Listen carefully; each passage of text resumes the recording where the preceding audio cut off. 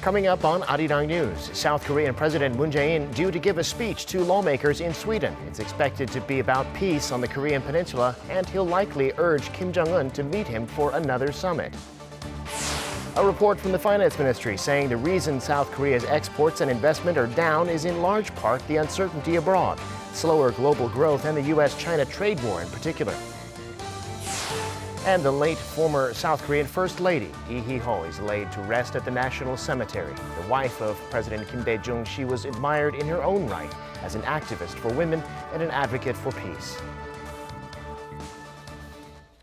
It's 4:00 p.m. here in Seoul. Thank you for joining us on our afternoon newscast. I'm Devin Whiting. We start in Sweden, the third and final stop of President Moon Jae-in's tour of Northern Europe. He's due to address the Swedish parliament, a speech expected to focus on denuclearization and the lessons on peace to be drawn from Sweden's own example. President Moon is also calling for a fourth summit with North Korea's Kim Jong-un before the end of the month.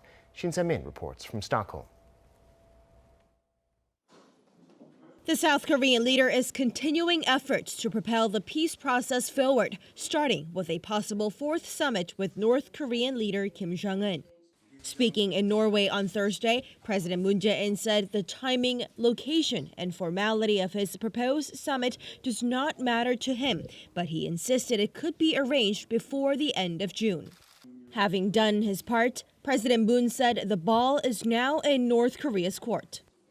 남북 간에 아주 짧은 기간 동안 연락과 협의로 정상회담이 이루어진 경험도 있기 때문에 물리적으로 불가능하지는 않습니다.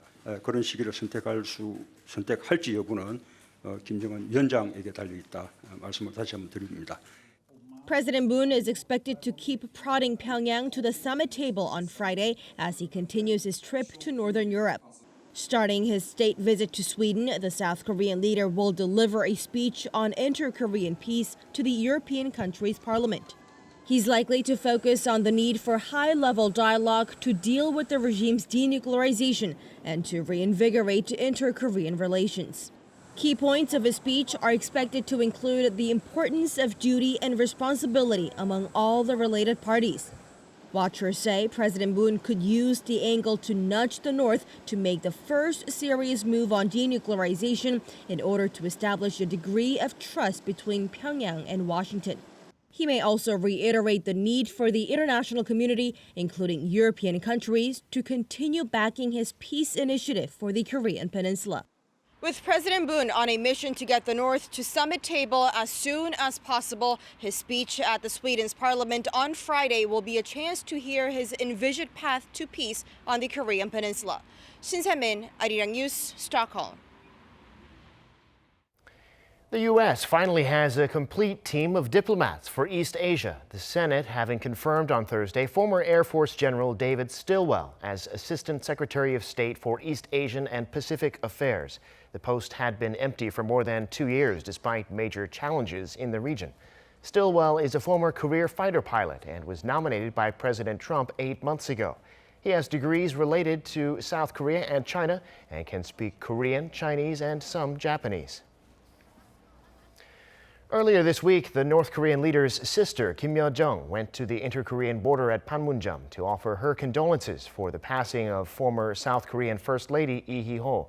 The Blue House says that gesture by the North is worth paying attention to. When asked Friday about the possibility of an inter-Korean summit happening in June, a senior Blue House official said Kim Yo-jong's visit is symbolic and carries exceptional meaning, which he said the Blue House is taking special note of. The North had said Lee Hee-ho's wish for peace and unification should be honored by the two sides, a statement the official said can be interpreted as a desire for dialogue and peace. And the former First Lady was laid to rest today as South Koreans said their final goodbyes. A funeral service was held this morning and she's now been laid to rest beside her husband, the late former President Kim Dae-jung. Kim Min-ji reports. The funeral for former First Lady Lee Hyo was held on Friday. Lee, the wife of late former President Kim Dae-jung, died on Monday at the age of 97.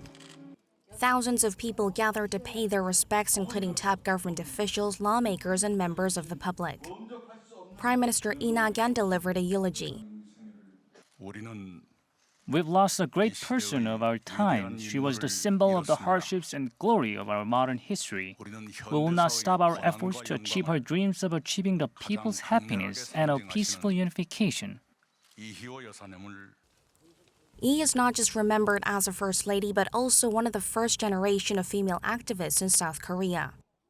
During her life, Lee fought for women's rights and democracy, organizing various civic groups. She also spearheaded efforts to promote the Sunshine Policy of Inter-Korean Reconciliation, the former President Kim created during his presidency between 1998 and 2003.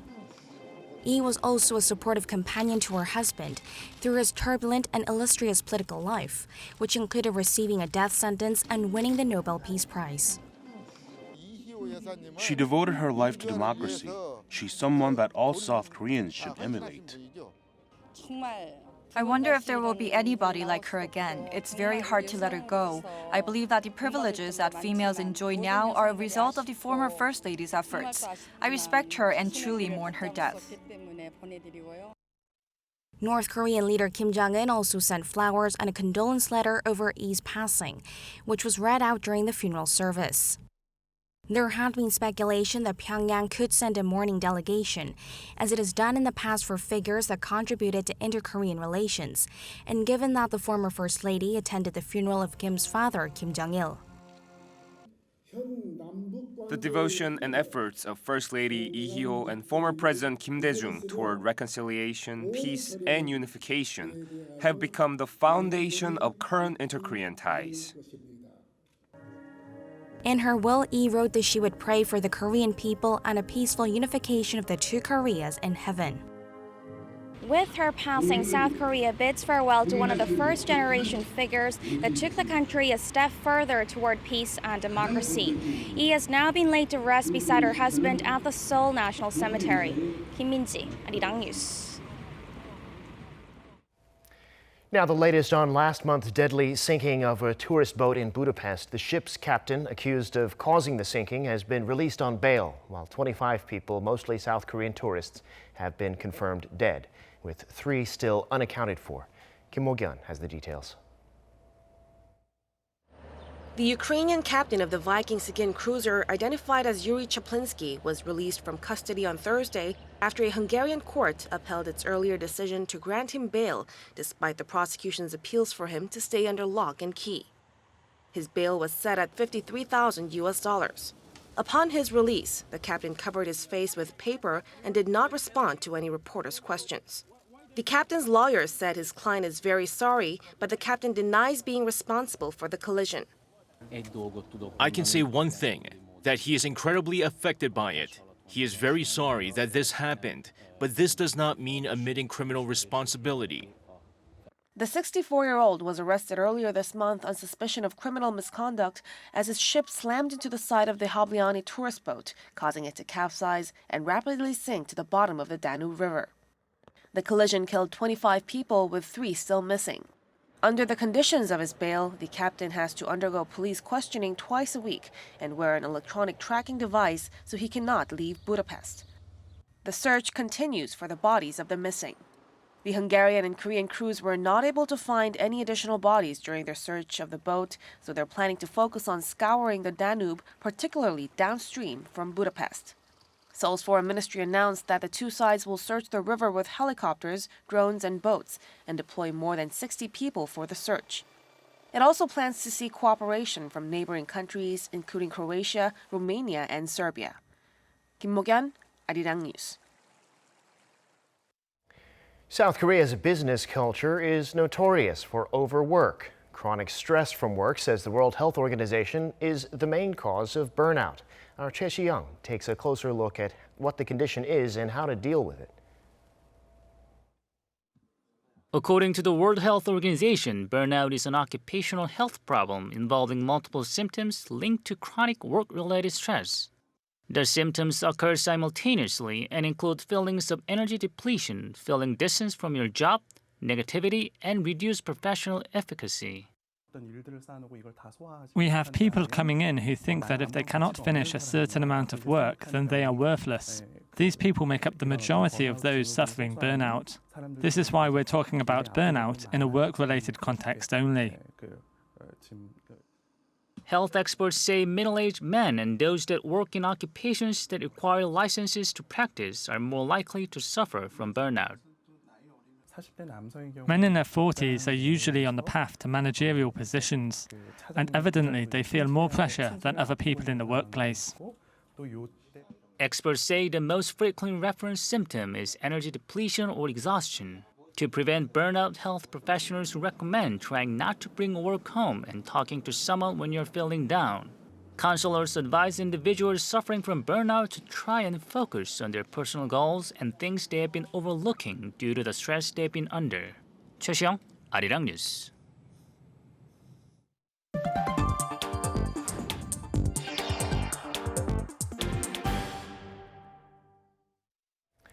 South Korea's government ministries have requested a total budget for next year of around $422 billion. According to the finance ministry, that's an on-year increase of 6.2%. The money would go toward more welfare, defense spending, and R&D to nurture innovative sectors including the hydrogen economy, AI, 5G, network services, and biohealth. The ministry will finalize the budget proposal and submit it to the National Assembly by September 3rd for approval. The Finance Ministry's latest economic report shows that one of the main reasons for Korea's exports and investment going down is slower growth in the global economy, including in China. Ko Ryun-hee has more. South Korea's overall industrial production is showing a modest increase, but exports and investment remain sluggish. This is the latest assessment of Korea's economy by the Finance Ministry on Friday. According to the monthly Greenberg report for June, the South Korean government has been using the word sluggish for 3 consecutive months. As for why, the ministry pointed to uncertainties abroad, such as slower global economic growth, the struggling semiconductor industry, and the U.S.-China trade spat. The biggest hit came from exports, which made up a whopping 44% of Korea's total GDP last year. Data shows that Korea's exports dropped by more than 9% on-year in May, and have been on the slide for 6 consecutive months. Exports to China, which account for around a quarter of Korea's total exports, dropped by more than 20% in May. This is related to the slower growth of Beijing's economy. Korea's finance ministry pointed out that Purchasing Managers' Index dropped in China last month. The index, which is an indicator of economic health in the manufacturing and service sectors, fell to 49.4 in May from 50.1 in the previous month. Other than exports, construction investment in Korea fell by almost 3% on month in April. And retail sales also dropped slightly during the same period due to poor sales of durable goods such as passenger cars. On a brighter note, overall industrial production increased for 2 consecutive months in April, thanks to improving figures in manufacturing and service sectors. To turn things around, the Finance Ministry again stressed the importance of the National Assembly quickly passing the supplementary budget bill. The ministry also vowed to actively come up with measures to boost main indicators such as exports and include them in the economic policy direction for the second half of 2019. Ko Ryun-hee, Arirang News. The Trump administration has refused a request from electric car maker Tesla for an exemption from the 25% tariff on components made in China. Tesla petitioned the U.S. Trade Representative for tariff relief last month, saying the higher duties on key components used in its Model 3 would cause the company economic harm. The USTR rejected the request, saying the Model 3 components in question are strategically important or related to Made in China 2025 or other Chinese industrial programs. The USTR has also refused similar requests from General Motors. Meanwhile, hundreds of American retailers and manufacturers are urging President Trump to resolve the trade dispute with China, saying tariffs on Chinese goods will hurt the U.S. economy and consumers. More than 600 companies and trade groups, including Walmart, Costco, and Target, wrote to the White House on Thursday. They say the additional tariffs will have a significant, negative, and long-term impact on American businesses, farmers, families, and the U.S. economy. Last month, the Trump administration raised tariffs from 10% to 25% on $200 billion worth of Chinese goods and has threatened to impose new tariffs on goods worth another $300 billion. The U.S. Trade Representative will hold public hearings on the proposed tariffs from Monday. It's time now for an in-depth look at the global markets this afternoon, and for that I'm joined on the line by Dr. Kim Se-wan, professor of economics at Ewha Women's University. Dr. Kim, thanks for coming on today. Good afternoon. So today we have the latest Green Book out from the Finance Ministry. The one last month said risks to the Korean economy are growing. This one much the same, with exports in particular continuing to fall. Right. The Green Book of this month highlights both the positive and negative sides of the Korean economy. For positive side, the government is emphasizing the steady production increase from the beginning of this year. But for negative side, external uncertainties like and weakened export and investments are pointed out. So I believe overall Green Book acknowledges declining phase of the Korean economy. Indeed. We also had an economic outlook from the Bank of Korea coming out yesterday showing foreign investors moving big into bonds and selling off stocks. Why this big move, and what should we look out for? As you said, there was a huge sales of Korean stocks by foreign investors for a month. Net sales of foreign investors was about 2.6 trillion won, like 2.6 billion US dollars. I believe this is related to weakened fundamentals in Korean economy, like abrupt trade deficits and no signs of improving trade situation.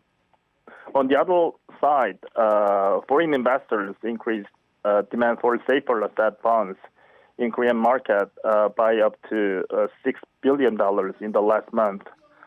I think the possibility of interest rate cut by central bank increased the demand for bonds. Got it. Well, now in the trade war between China and the U.S., President Trump says he's not going to set a deadline for a deal, and he's looking forward to meeting President Xi in a couple of weeks in Japan. So between that summit at the G20, those two summits at the G20, do you think they'll reach a deal, and how tense are things at this point? I believe the U.S.-China trade war is in a state of truth. Mr. Trump wants to see President Xi of China at Osaka G20 meeting around the end of this month. But Beijing is not explicitly saying yes on the two summits meeting. So Mr. Trump could retaliate if President Xi balks at G20 meeting. That means Osaka's G20 meeting will be a turning point in U.S.-China trade negotiation. Yeah, I mean, there has been talk about President Xi not showing up there. It's very interesting to speculate about, but that's where we'll have to leave it today, Dr. Kim. Thanks so much for coming on. Thank you very much. Now, while in Sweden, President Moon Jae-in is going to visit local businesses in the country, including Ericsson, one of the world's leading suppliers of network equipment. And ahead of the president's visit there, our Oh Soo-young got to sit down with the CEO of a joint venture between Ericsson and the Korean IT giant LG Electronics. South Korean and Swedish companies are the perfect match for business cooperation in the 5G network industry. That's according to Ericsson Stilwell, CEO of Ericsson LG. Speaking to Arirang News ahead of his meeting with President Moon Jae-in in Sweden on Friday, Stilwell said his company aims to expand its business presence in South Korea. Ericsson LG was launched as a joint venture in 2010 between the Swedish and South Korean IT giants. I think the reason why Korea is a very interesting market for us as Ericsson is, of course, that it's a very mature and advanced ICT market.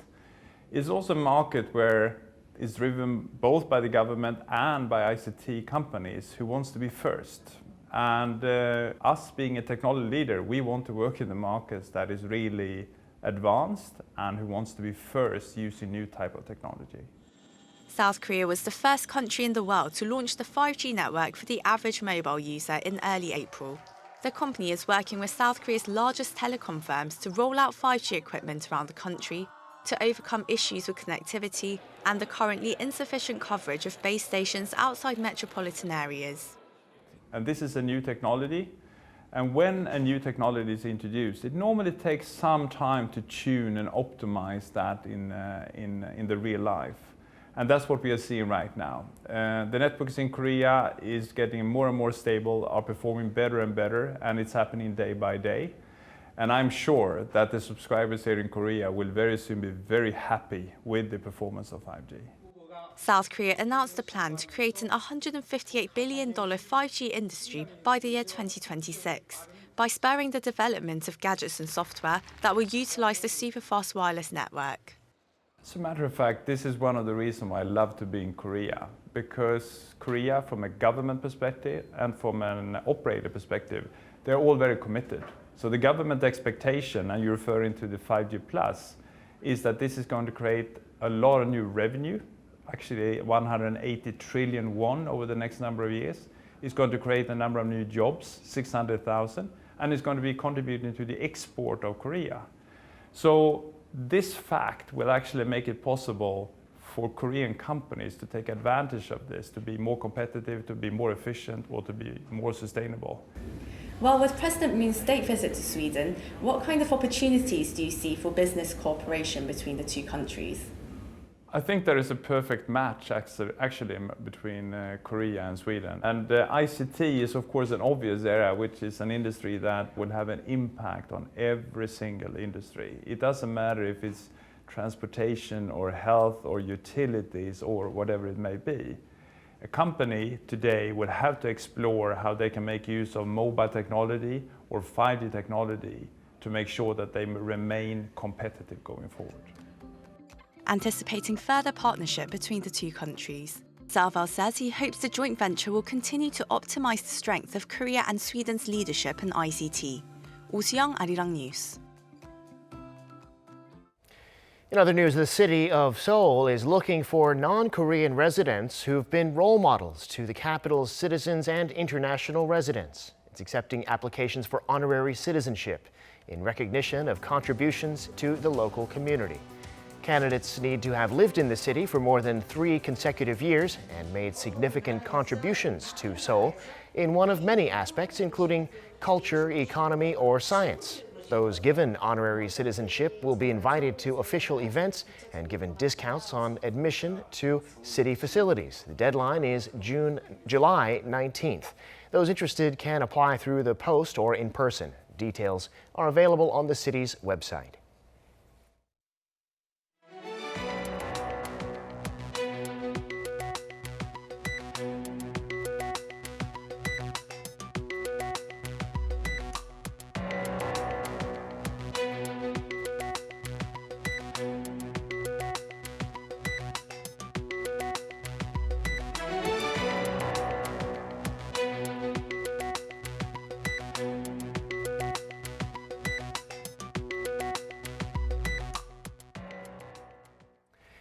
And that brings us to the end of this newscast. Thanks for being with us. More live news coming your way in just a couple hours' time.